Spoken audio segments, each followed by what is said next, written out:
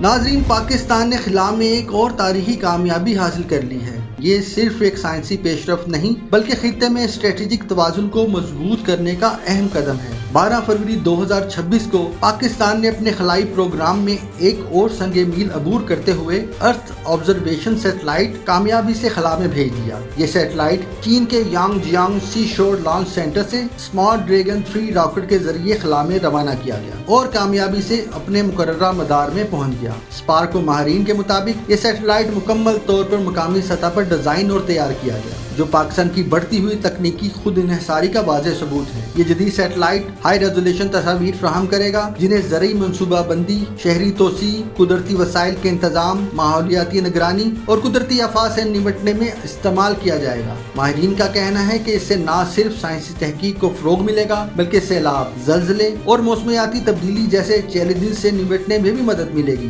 یہ مشن پاک چین اسٹریٹجک شراکت داری کی ایک اور روشن مثال ہے۔ چین نے نہ صرف سہولت فراہم کی بلکہ ٹریکنگ، ٹیلی میٹری اور کمانڈ سپورٹ بھی دی۔ پہلی بار کسی پاکستانی سیٹلائٹ کو چین کے سمندری موبائل پلیٹ فارم سے لانچ کیا گیا، جو تکنیکی جدت کی علامت ہے۔ خطے میں جہاں روایتی حریف بھارت بھی اپنے خلائی پروگرام کو وسعت دے رہا ہے، وہاں پاکستان اور چین کا تعاون اسٹریٹجک توازن کو مزید مضبوط کرتا دکھائی دیتا ہے۔ ماہرین کے مطابق خلا میں برتری صرف سائنسی نہیں بلکہ قومی سلامتی اور معاشی منصوبہ بندی سے بھی جڑی ہوئی ہے۔